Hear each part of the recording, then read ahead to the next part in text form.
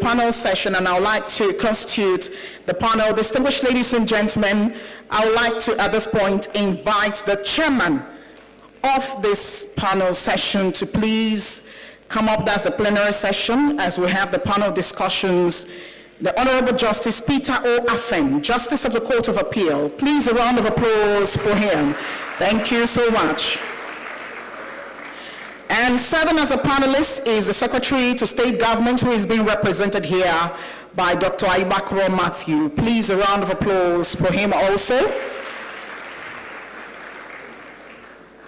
All right, another member of the panel, which is the Chairman, MBA Section on Legal Practice, MBA SLP, Boma Ayomide Alabi, OON, SAN. Please a round of applause for her. We also have the former Secretary to the Government of Bayelsa State, Kemela Okara Esquire. Please a round of applause. And of course, the man who was wearing the hat of the ES, and now he has dropped the hat and wearing his own hat as Acting Legal Director of Legal Services, NCDMB, Nabot Oyeso Esquire. Please a round of applause for him. Do we have Dr. Aibakuro Matthew here? If he isn't, then we'll move straight to the discussions. Please, anyone see him, tell him he can join them. But first, I need to, at this point, hand over the microphone to the chairman. Your Excellency, the Vice President, well, they say former, but I always protest when people are described as former, because I'm aware that senators serve for only 4 years. And I have not heard anybody call themselves as former senators. And then a judge serves for a lifetime, and they say retired judge. I don't understand. Judges don't retire, and vice presidents also do not retire. And I have the privilege of making that pronouncement because I have scanned the all. And I'm the most senior judicial officer. And anybody who does not like my pronouncement can appeal to the Supreme Court. And if that requires leave to appeal, as I think it should, leave is denied.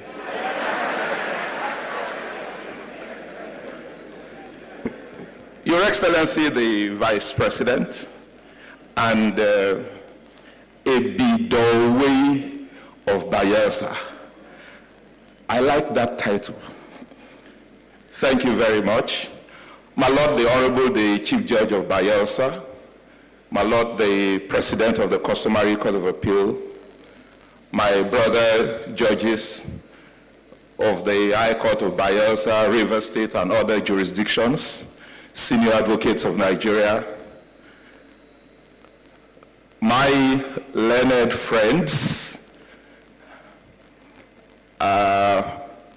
at the SBL, Section on Public Law Conference in Jos, maybe some 2 weeks ago, I had cause to tell them that I am still a member of the legal profession and a member of the MBA. Because upon my appointment as a judge in 2007, I was not required to give up my membership of the MBA. And so I am still a member of the MBA. And who else better qualifies for the section on legal practice, if not a judge? Because what we do is the heart of legal practice. So I'm a member of the NBA and then a member of the section on legal practice, of which my sister, Boma Ayomide Alabi, Senior Advocate of Nigeria, is the chair. I thank you very much. We've listened to a monumental lecture. And as every one of us, I am not surprised at all. I had cause to remind His Excellency, the Vice President, that when I was on the bench of the FCT High Court, he appeared before me as counsel. And when two lawyers meet, whether on the bench or at the bar, law happens in between. and there was a robust exchange that marks one of my most interesting moments on the bench at the High Court, and it's something I treasure. So seeing him here as a guest lecturer took me back memory lane, and I must confess that I've enjoyed it all. The theme of this Law Week plenary session is Law, Leadership, and Transformational Law, Leadership, and Transformational Development. And His Excellency, the Vice President, took it from the subtopic, the legal profession, a vision for a new era. And he made us realize that that era has been with us over 30 years ago, save that we did not realize it in good time. And so what we will essentially be doing here is catching up with what has been on for a long time. Of course, he spoke about the impact of technology on legal education and the need to integrate that into our legal education. He talked about the present state of the legal profession, which is what is of interest to all of us. And significantly, he said the credibility and relevance of our profession is in great decline. And no one can seriously disagree. And then, of course, he emphasized the need for strict enforcement of discipline. Not just for the sake of discipline, but for the sake of preserving our patrimony. And I fear for us, really. And so we'll talk about that. Talked about strict entry requirements into the profession and a strict regime of appointment of judges and preferment to the rank of silk. These are important, leadership functions that we cannot take lightly at all. And then the elephant in the room, conflicting judgments of the Supreme Court and how it has become difficult for lawyers to advise their clients. And not only for lawyers, but for judges to know what law to apply when faced with life challenges. I only need to say that I have with me respected panelists who would thrill us with their prodigious learning. And so at this point, I'll merely ask you to relax and sit back to enjoy what is on offer from the panelists. At this point, I'll return to my seat, and then they'll be fielding questions from me. Hold on for a moment. Thank you.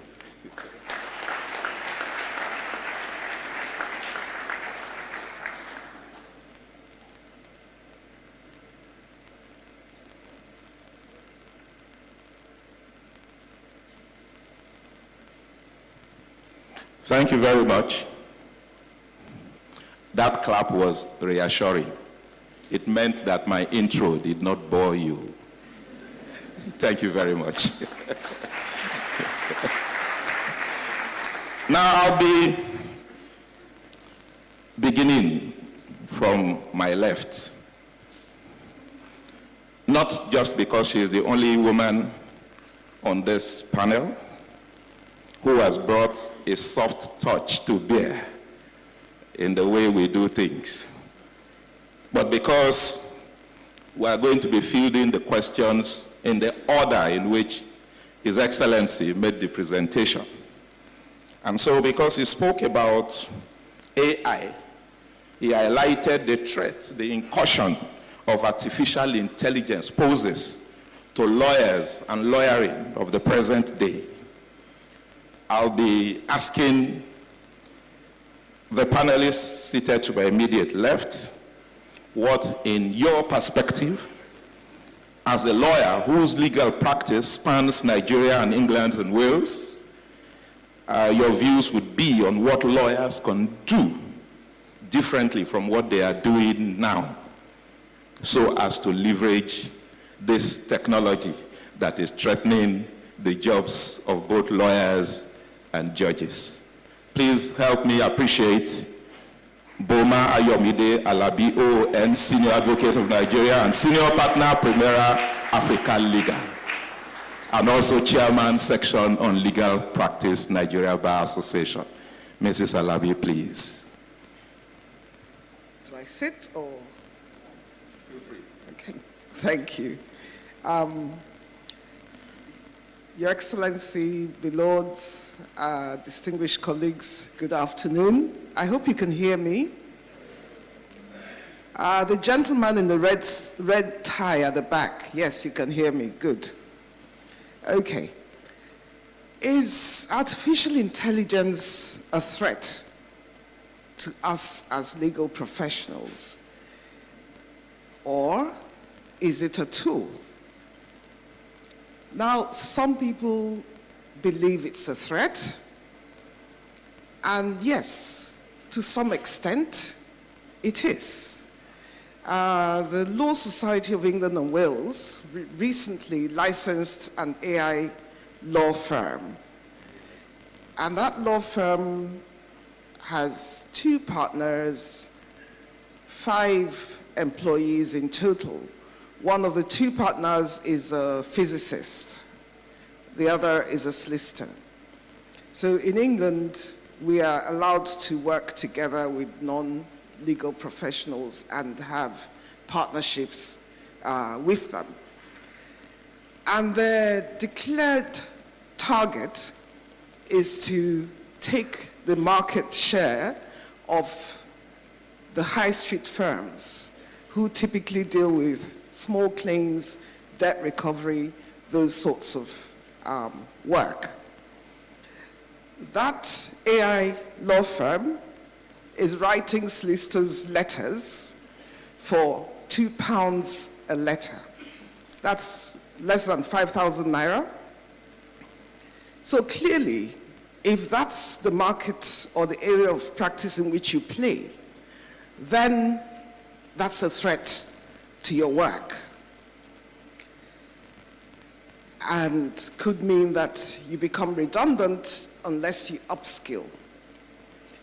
On the other hand, and as a matter of fact, even in that area of practice, they have confirmed that their AI tools can do everything but oral arguments.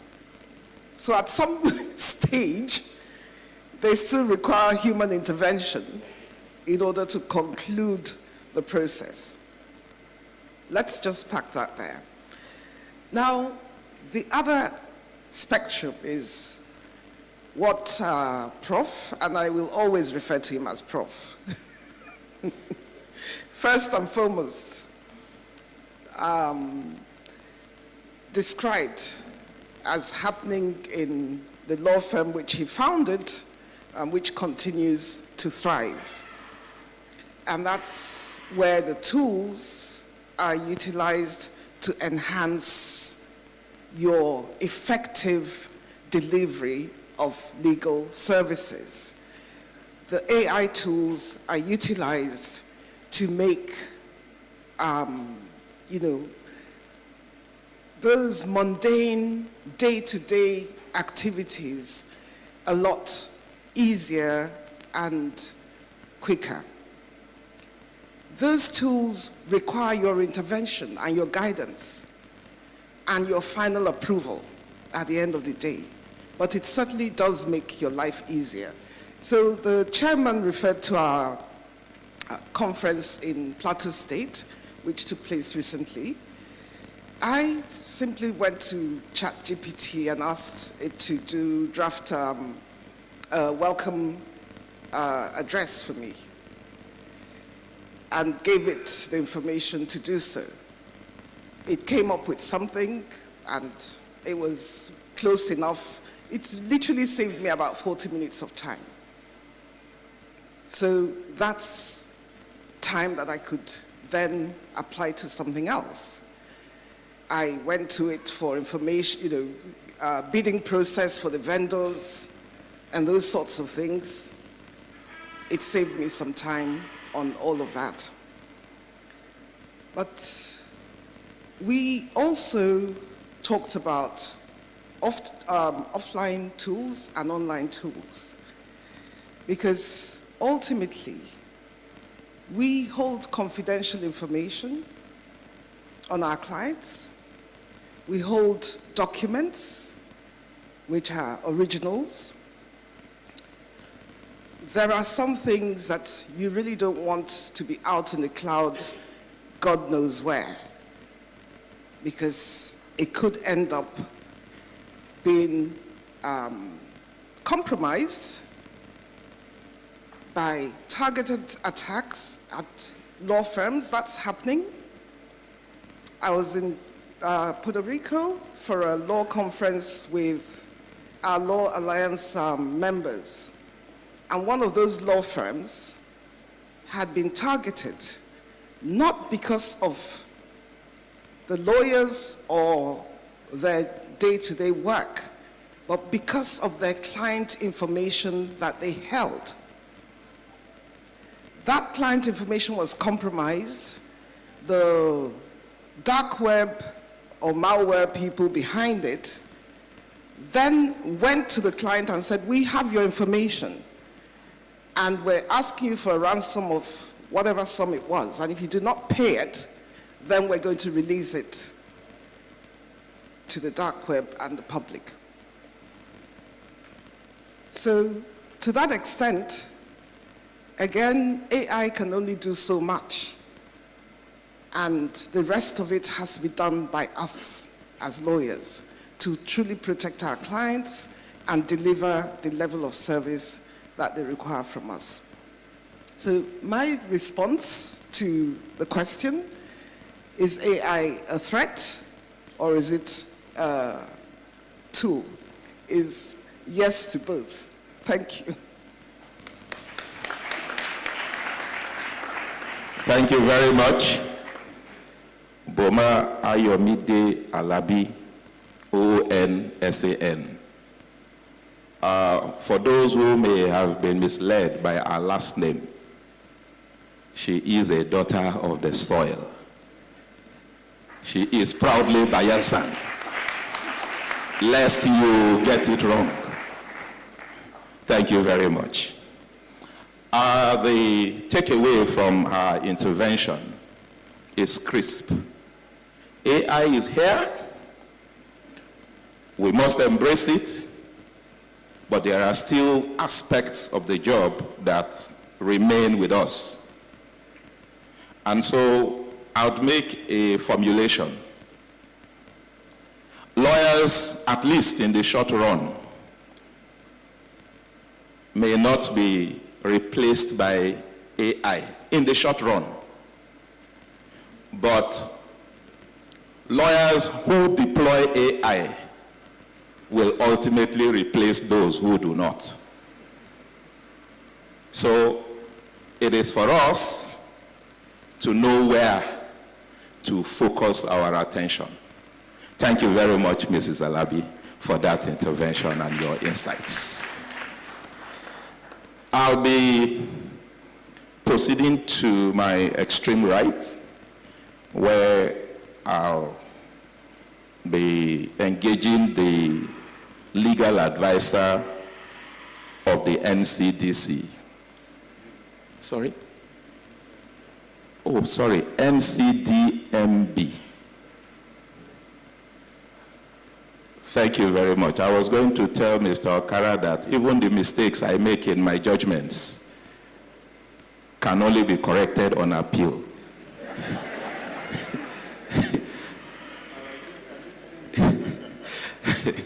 Thank you very much. Don't mind me. Those are some of the privileges we enjoy as lawyers, as judges. Thank you very much, Mr. Legal Advisor. Now you interface with businesses, even though you are a public corporation.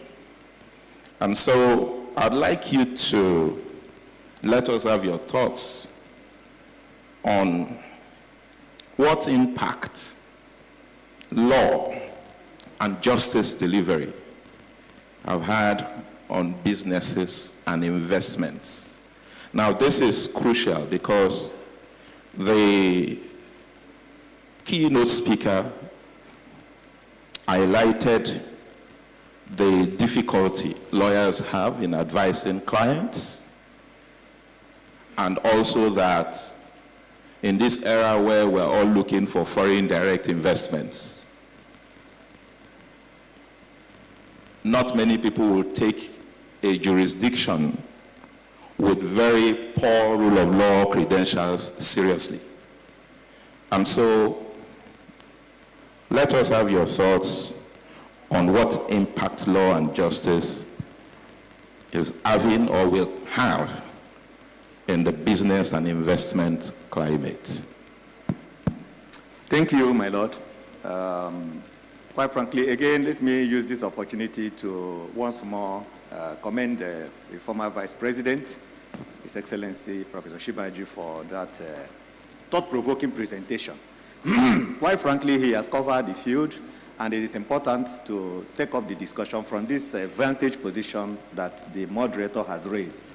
There is no argument that law and justice is critical to business and investment. I mean, that is right.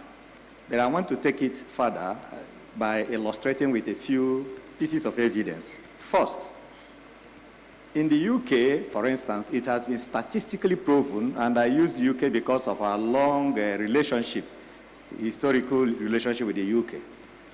It's statistically proven that the legal profession alone contributes over 59 billion pounds annually to the British economy. That is mind-boggling when you flip it around and try to consider what will be the value or volume of contribution of legal practice in Nigeria to our GDP. Even though we do not have statistics or reliable statistics or consistent statistics, the truth of the matter is a far cry from the figure I have mentioned in the UK. Another piece of evidence that I want to adduce with leave, my Lord, is that in the UK, in terms of arbitration practice, arbitration practitioners and lawyers charge between 5,000 to 7,000 per hour for arbitration matters. This gives you an indication of the value or volume of capital flight that Nigerians will have lost over time, because most arbitrations from Nigeria end up being seated in the UK. And the reason was highlighted in the presentation by Prof because of the prestige and integrity of the English legal system. Very many people will, by agreement, choose to arbitrate their matter in the UK, or in fact, to even approach commercial courts in the UK. What that does to us is it results in significant capital flight and value erosion. I speak this way because as an agency that is established to promote Nigerian content in terms of increasing national participation in the oil and gas industry through strategies such as domiciliation and domestication, when we see what is happening in terms of use of legal services, we are worried. In the law establishing my agency, Section 51 talks about domiciliation of 51% of all legal services in country. Sadly, that is not being met because many oil and gas companies will choose to retain the services of legal expertise outside Nigeria, both for arbitration matters and even for big commercial transactions. And their excuse will be lack of capacity or expertise in the area, and Nigeria is bleeding. We have over 90 arbitration centers in Africa, yet very few of them are optimally utilized. Nigeria has much more than 6. South Africa has about 6. And we have so many qualified arbitrators. So why is it that even when these matters are seated in the UK or in France or in Singapore or other areas, Nigerian arbitrators are hardly involved? It is something that should worry us to begin to rethink our strategies, trying to up our game, including some of the issues raised in the presentation about integrating emerging technologies to enable our legal practice and ensure that we are able to extract sufficient value from our hydrocarbon resources. I am consistently referring to the hydrocarbon industry because that is the pivot of our economy. And I'm sure that so many Nigerian lawyers do not play active role in the oil and gas sector. Very many are in the public law practice and others in all kinds of areas. Yet the central part of our economy is oil and gas.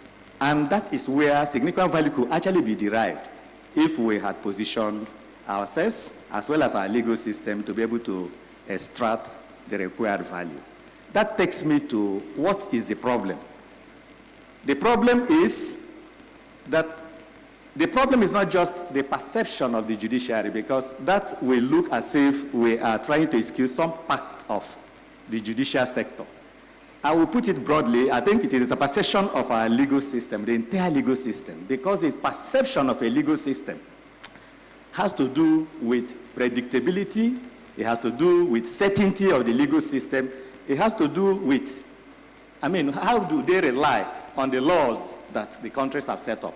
These factors affect decision of investors in investing as well as utilizing legal services for the resolution of conflicts, and conflicts quite often occur in oil and gas businesses. In Nigeria, there is a baggage of perception about our legal system. One of the most notorious is the perception of corruption. And we all know that perception, they say, is 99% reality. So how a nation is perceived, or its legal system is perceived, is almost over 90% of how the entire system or country is viewed. And that will weigh in great details in utilizing legal resources in that type of country. So that's one of the big problems about how does law affect investment, how does law affect business opportunities. In Nigeria, we have so many fantastic laws. Let me mention a few of them. Business Facilitation Act, which was enacted in 2022-23. We have the Arbitration and Mediation Act 2023. We had the Enabling Business Order, Ease of Doing Business, which was signed by the Honorable Vice President at the time. Yet, with all the good laws we have, very little is achieved. Singapore was exactly in our state of affairs today when Lee Kuan Yew took over around 1959. It was reputed for corruption. The economy was stagnated. Nothing was working. Unemployment was at its worst rate. But between 1959, when Lee Kuan Yew took over, and now Singapore is the envy of the world. And one of the secrets is some of the things we have. It deployed anti-corruption legislation and introduced ease of doing business in Singapore. Till today, Singapore is one of the most attractive destinations for business investment because of the ease of doing business. This can be said about the Middle East. This can be said even of Rwanda, which is next door neighbor. Thank you.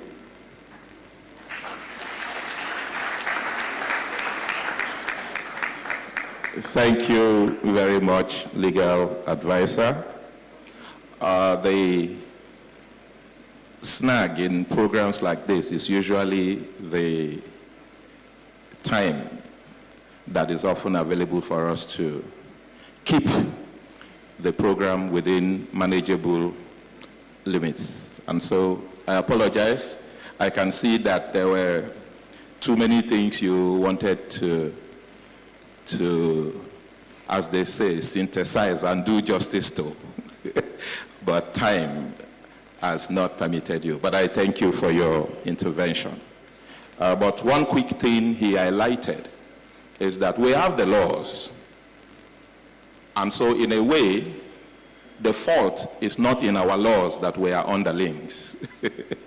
Shakespeare talked about our stars, but here, I'll paraphrase that and say the fault is not in our laws.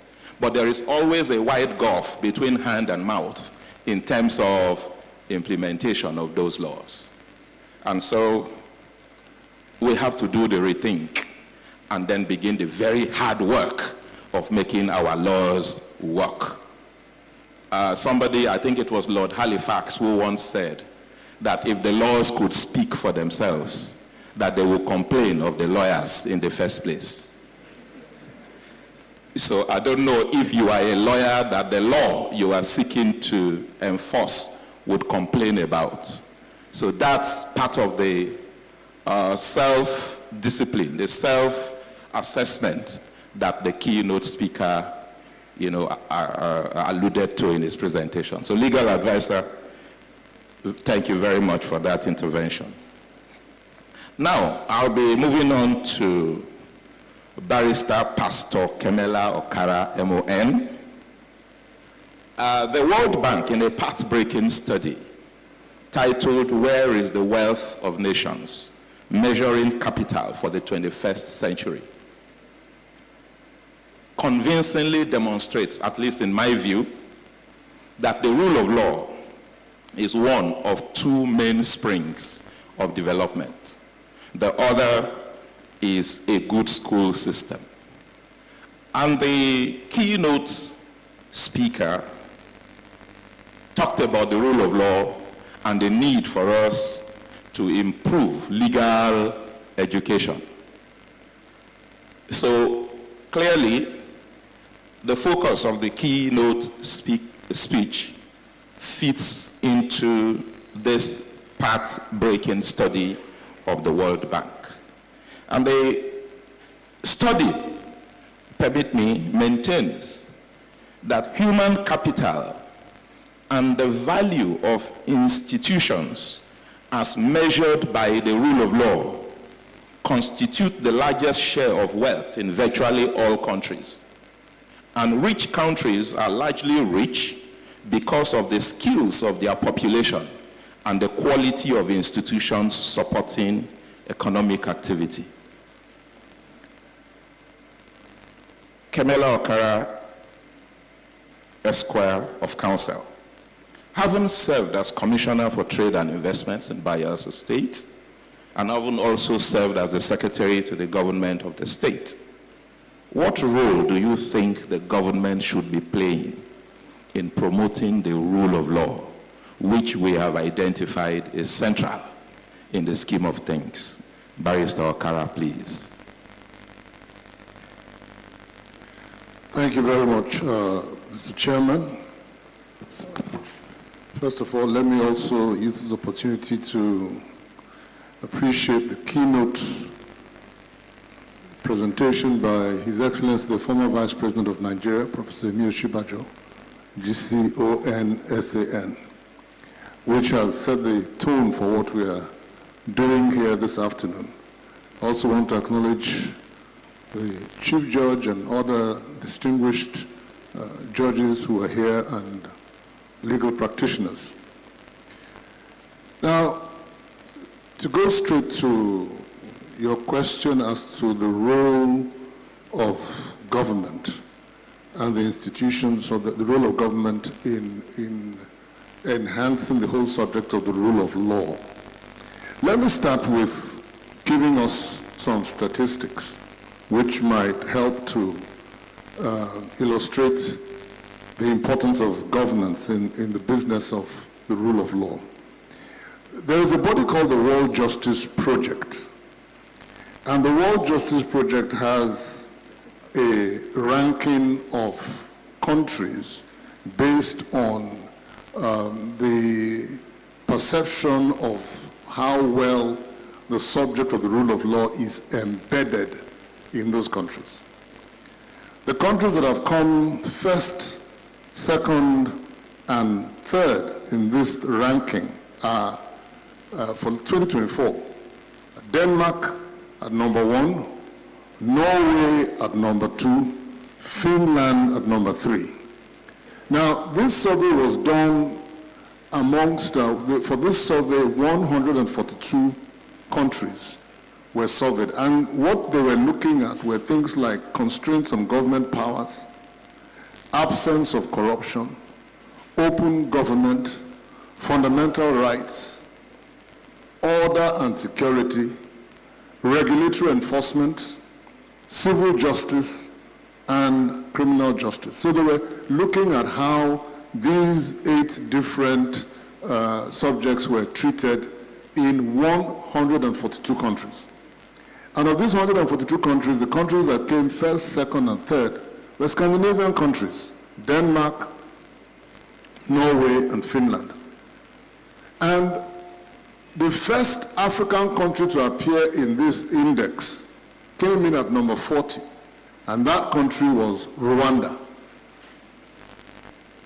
And I'm sorry to tell you, if you don't already know, that our country, our dear country Nigeria, came in at 120 over 142. And to arrive at this ranking, what those who did this study did was to interview about 214,000 people in each of these countries and institutions in order to get their perception as to the constraints on government power, absence of corruption, open government, fundamental rights, order and security, regulatory enforcement, civil justice and criminal justice. So, the question then we have to ask ourselves is, if a nation like Rwanda can come out of something as grievous and as damaging as a genocide as recently as 1994, and has now positioned itself as the number one country, number one destination when it comes to the subject of rule of law, then we begin to see that it is of fundamental importance from a philosophical point of view that government must see itself at the center of driving the essence of everything being built around the constraints of the rule of law. Because without that, then, as my dear friend, the legal director of the NCDMB was saying, perception is 9/10 of reality. And the perception that we have, I can tell you from my time, I spent close to 4 years as Commissioner for Trade, Industry and Investment in Bayelsa State, and about 2 years as Secretary of Government. And in that time, I had the privilege of engaging many times with potential investors, both within the country and outside the country. And the recurring issue was a sense of unease about whether the environment would be conducive in terms of when it came to enforcement of rights, whether they would find a judicial system that would not be compromised, whether they would find a government that would not overreach itself in using its executive powers. Now we know that as a constitutional democracy, we have the separation of powers, the executive, the legislature, and the judiciary. But I think one area clearly in retrospect that I can think of and would be important, and we can take our bearing from other countries, like Rwanda, for example, is that the government must see itself as the key facilitator of entrenching the concept and holding itself accountable and holding itself operating within the parameters, within the constraints, within the concept of the ascendancy of law, so that even where government interests may be adversely, so to speak, affected by a court judgment or by an ongoing litigation, that government will be seen as the first and the most important respecter of the rule of law. Because without that, you can see that there's a direct correlation between wealth and the rule of law. These three countries I mentioned, Norway, Denmark, Norway, and Finland, are some of the wealthiest nations on the face of the earth.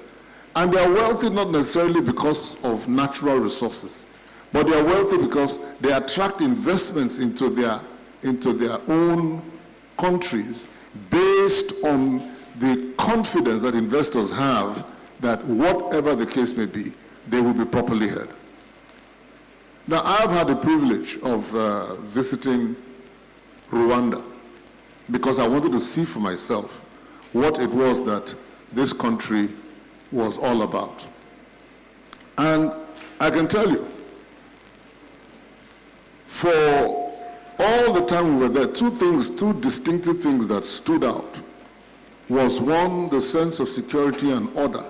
I remember my wife and I being picked up from the airport, and the driver of the taxi that took us from the airport to our hotel accommodation was a woman. And we arrived at past 9 p.m. when it was dark, and a woman could feel safe and secure to carry 2 people she did not know who entered our country and dropped us off at the hotel. That told me something about order and security in that environment. The second thing I observed was the fact that in all the time we were there, I had heard about how scrupulously clean Kigali, the capital, was. And I looked for every way possible to try to dent that image by becoming an inspector for refuse on the roads of Kigali. And on no occasion did I even find one pure water sachet by any roadside. That told me a lot about enforcement, regulatory enforcement. That is, they enforce their rules such that for everybody, you know that this should not be done and it will not be done. So, in conclusion, I would want to say that the key facilitator, the key game changer to bringing ourselves to the place of true economic prosperity has to be a rules-based society that government itself sits at the forefront and champions consistently, one, in recognizing the separation of powers. And it was on a good note to hear Our Excellency, the Governor, reiterate the fact that there is, at least in this administration, a respect for the independence of the judiciary. But, you know, the matter is not just about us here. It's an entirely national thing. And as lawyers, it is important that this point is clear. The government is the key facilitator, and we want to enjoin government, we want to encourage government to see that sacrosanct, important role as the key to ensuring that when people live in an environment where things are predictable, where things are certain, where the law is clear. Let me give you another example. I was a member of the Tax and Revenue Committee. I'll round up now, 30 seconds. Tax and Revenue Committee of Bayelsa State. And one of the things we bemoaned was the fact that our internally generated revenue profile was so low. If I recall at the time, probably sometimes less than $1 billion a month. And when we looked at the whole subject, we found that one of the biggest challenges facing the average businessman in Bayelsa State was the multiplicity of tax collectors. Everybody, everywhere, tax collectors collecting for one thing or the other, which was driving away business. And so it was not that people didn't want to do business, but people were finding that there was a disincentive to be located here. And that can only change when government takes the lead and streamlines the structure of what taxes are payable and who is authorized to collect on behalf of government. Thank you very much.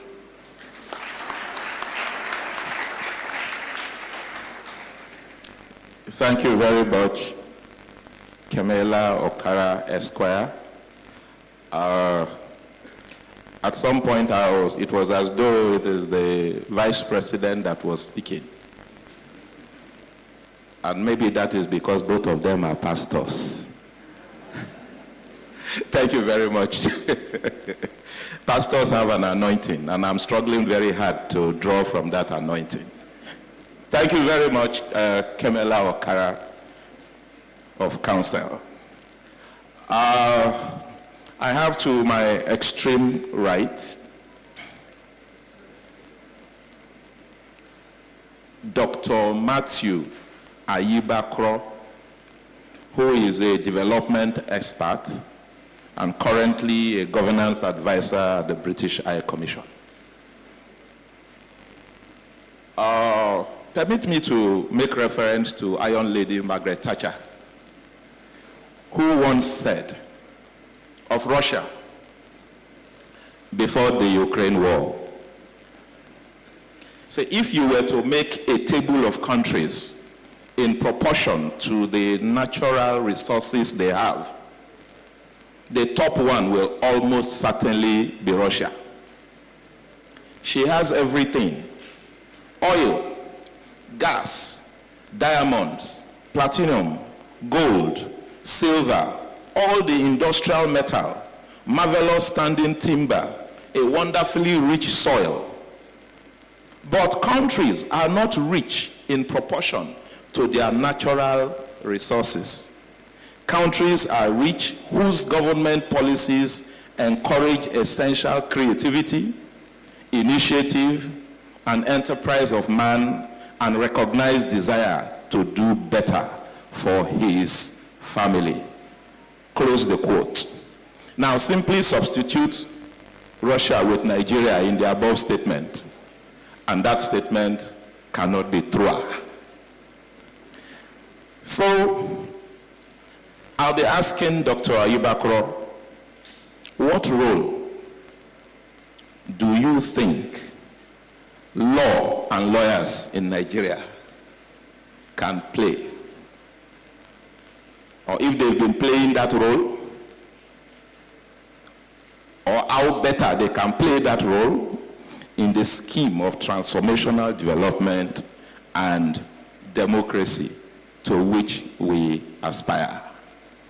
I use the word aspire advisedly because I believe that we are not a democracy yet, we are aspiring. Dr. Ayubakro, please.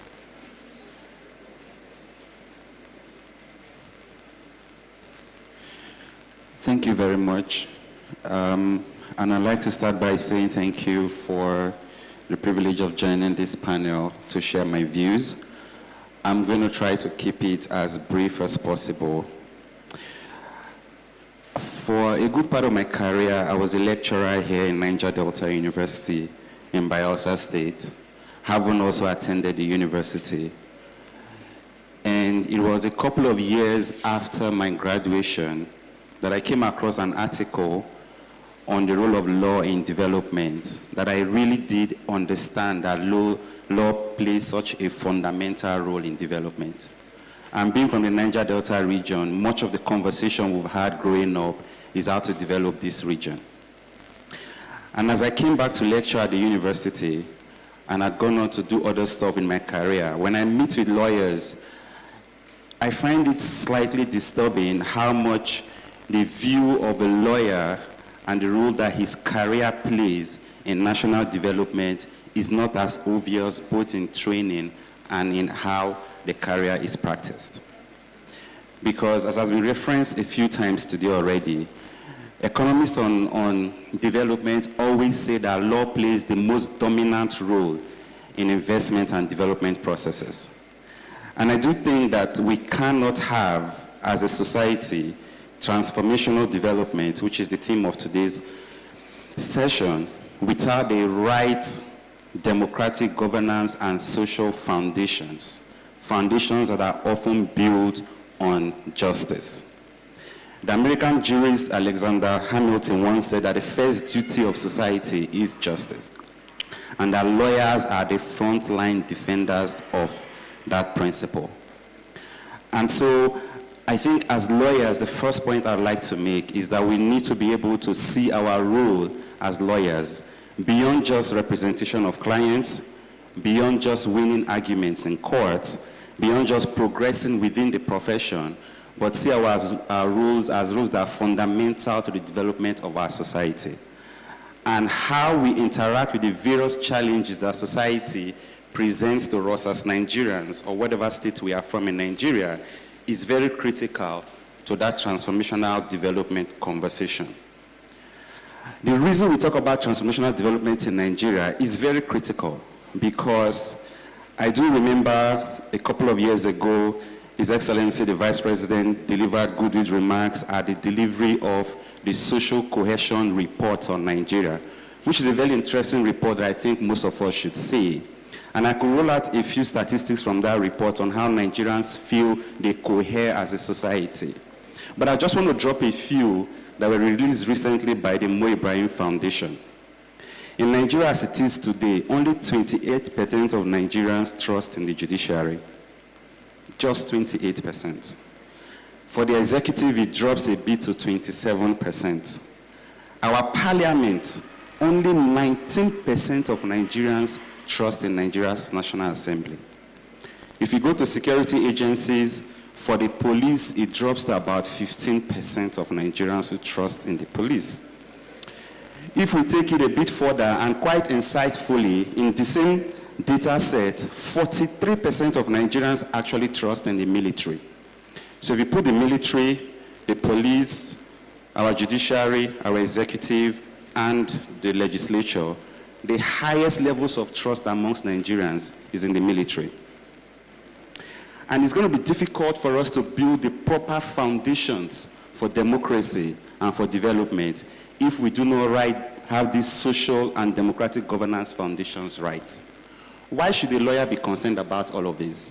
A lawyer should be concerned because more than any other profession in Nigeria and indeed elsewhere, we have the best understanding and closest relationship with these fundamental principles of justice on which democracy and development is built. And so as I wrap up, the main point I'd want to go away with today is that as lawyers, we need to be able to, as we go around with our profession, Nigeria is currently going through a process of constitutional amendment, which is one of the things I work on.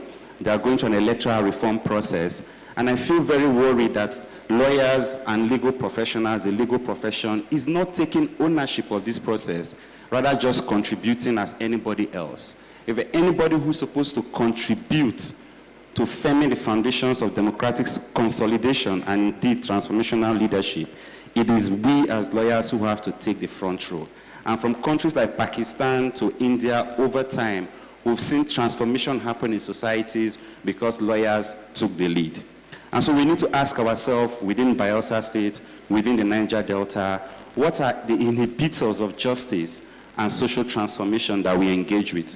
What laws can we deal with, can we promote to enhance development? But perhaps more importantly, a practice that is often well respected in most Commonwealth countries is what's referred to as post-legislative scrutiny. Other panelists have referred to how we have really good laws in Nigeria. How well as lawyers are we leading the process of actually scrutinizing the implementation of these laws to ensure that we are actually playing the role we need to play in transforming our development in society? Thank you very much.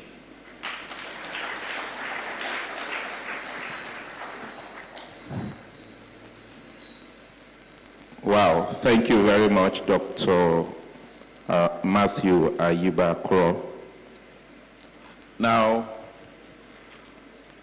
he said a lot in that brief intervention. My takeaway from it is that a society with bad laws being implemented by good people will produce better justice than one with good laws being operated by bad people. And so that takes me back to what I said at the outset, that the fault is not in our laws, but in ourselves, that we are underlings. And in this scheme, both leaders and followers are guilty. And so it calls for soul searching. Rather than point the finger at your neighbor, all of us are lawyers. All of us are judges. What are we doing to ensure that our laws give us the results those laws were made to attain in the first place? That fits into the theme of the keynote, in which the keynote speaker spoke about the need for self-discipline. Because the truth of the matter is, laws are not self-activating. They must be made to work by people. But if every member of society were to be lawbreakers, the law itself would lack capacity to enforce it. And that is why in every law, the punishment section is at the conclusion. Because the expectation is that the majority of the people will conform their behavior to those laws. And so only a few deviants will be brought to book. But if there is a pervasive culture of undermining our laws, then what will happen? All of us, in some way, have been guilty as lawyers, do we keep to our oath at the point we were being called to the bar? As I say, nobody is called to the bench. Everybody was called to the bar. There are obligations on our part as lawyers. It's no excuse for conflicting judgments that the keynote address alluded to.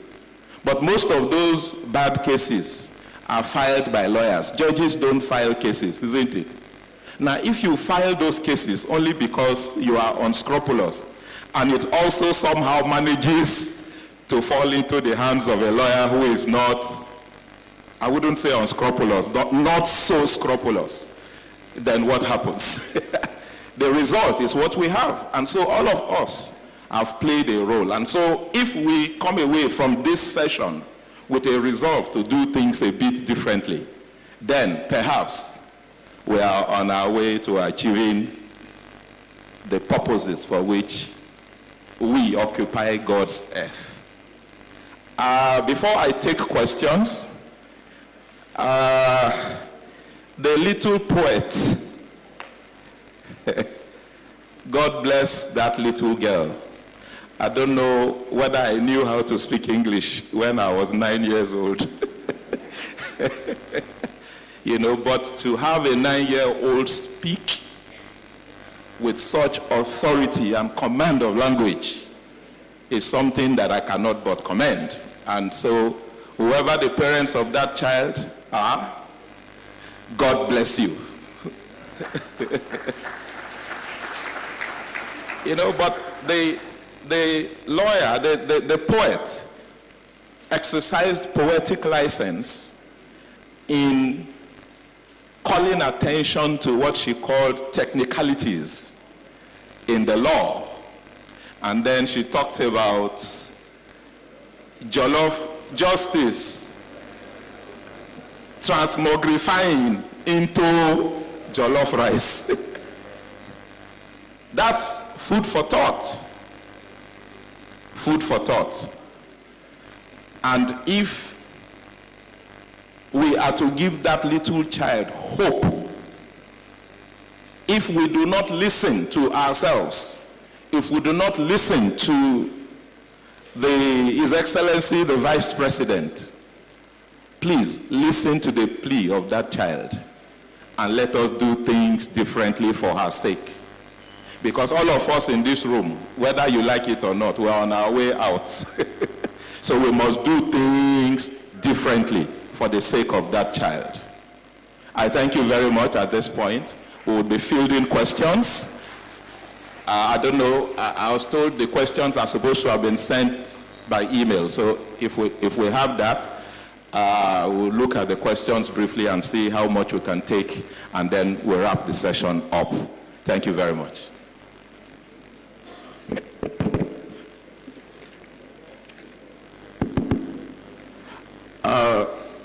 We've been told that the questions that were sent to the email that was displayed are directed at His Excellency the Vice President, and that is why we've had to drag him up here again to field those questions, for you to have, as it were, a second bite at the cherry. God bless you, sir.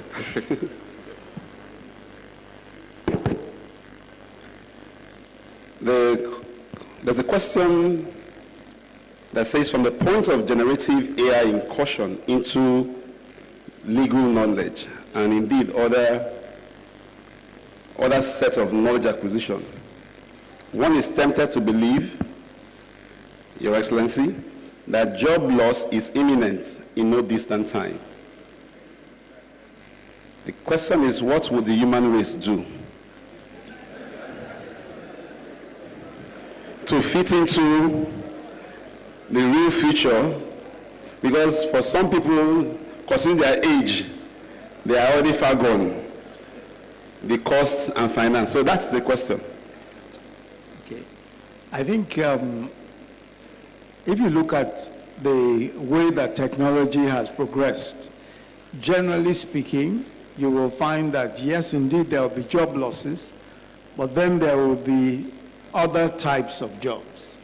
And really the question is being able to position ourselves to take on the other types of jobs that are presented or produced by the advancements in technology.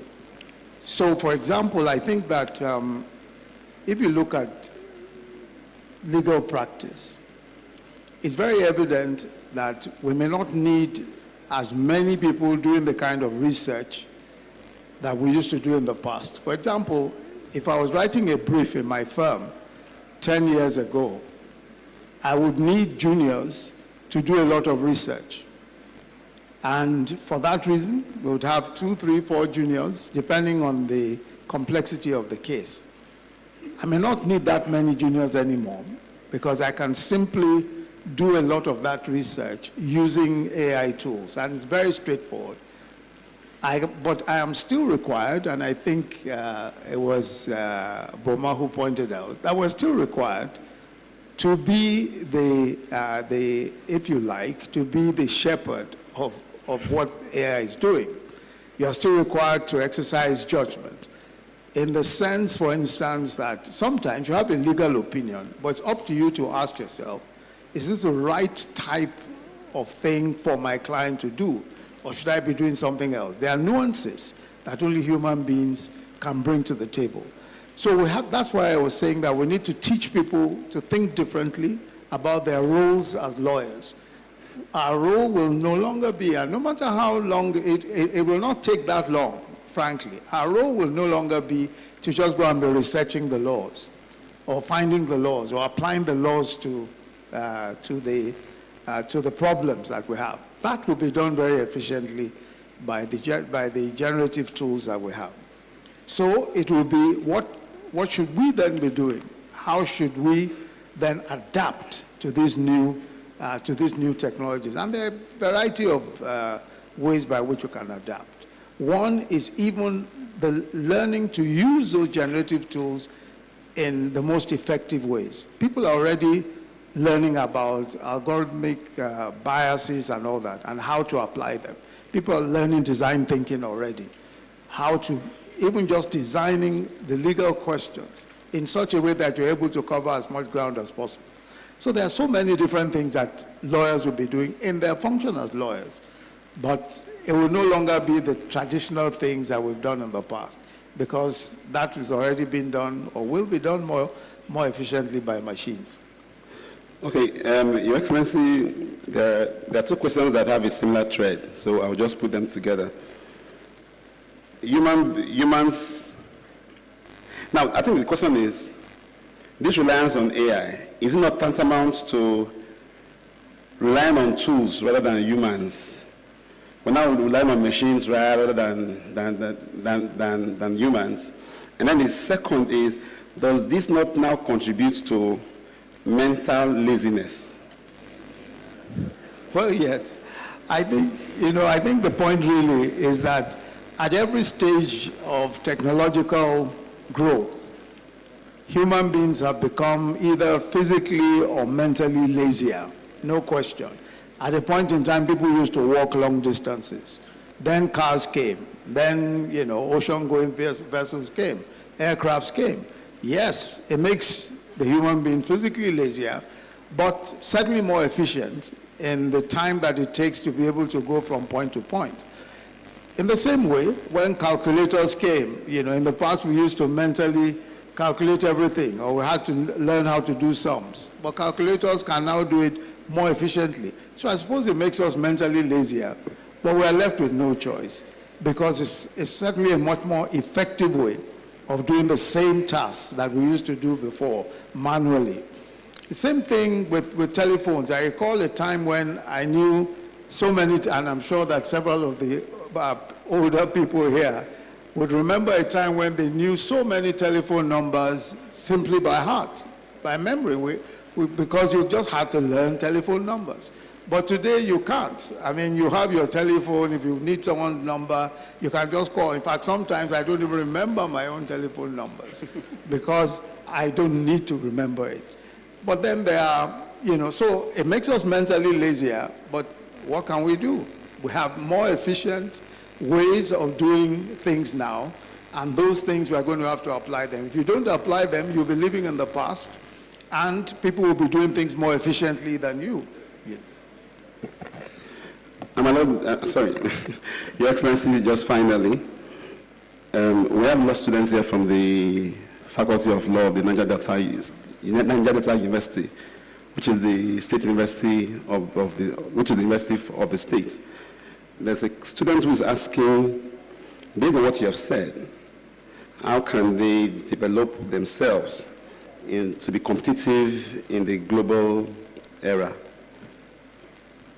I think that's a very good question, because really we have, if you look at what is available today, especially with respect to training, there is so much that's available online and so much that's available by subscription for purposes of developing new legal skills. There's a wide variety of things. I referred to some of them in the lecture, just looking at the new tools that are available, for instance, for assessing contracts and all of those kinds of things, or even for design thinking, design learning, machine learning, and all of those kinds of things. There are so many tools now that are available. All you need to do is go to your ChatGPT, ask the question, what is available for this or that? And it comes out, there's so many different things. And I think it's very important for us, especially for students, to really determine to learn outside of the classroom, because everyone is learning most of these things now for the first time. No one has the experience or knowledge about these developments, because a lot of these things are new. If you look at generative AI, for instance, it is only about 3 years old, 2022. So there is no real experience or knowledge or anything, and every one of us is learning at this point.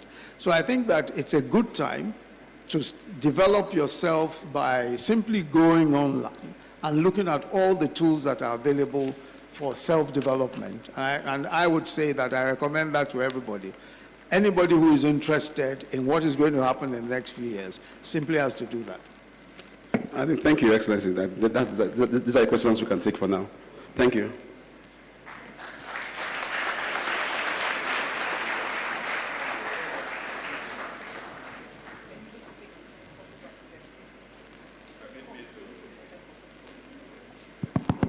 Permit me to do this standing to appreciate the Vice President, Professor Yemi Osibajo, GCON, the AB Doorway of Bayelsa, for this honor that's been done to us. And it has been my absolute pleasure to chair this session. I did not tell the chairman that I was meant to be sitting at the Court of Appeal today in Jos, which is my division, but I had to plead with my colleague to stand in for me. And he obliged me because I mentioned that the keynote speaker was His Excellency, the Vice President. We've had a good session, and I must thank all of you for staying till the end. I hope that we've been able to whet your appetite, because there is so much to learn in this area of the law. The rule of the game is that you do not necessarily have to work hard. You just have to work smart. And as I indicated earlier, in the short run, AI will not replace you. In the short run. And I use that expression advisedly. But those lawyers who use AI will certainly replace those who do not. As my teacher, Professor Ademola Popola, once said, sometimes we say nothing. At other times, we say something. but there is never a time we say everything. So that's the way of bringing this session to a close, as I thank my panelists for their robust engagement, and again, the Vice President, and I thank you all for having us. God bless. Thank you, the Chairman. We're having group photographs before you leave, please.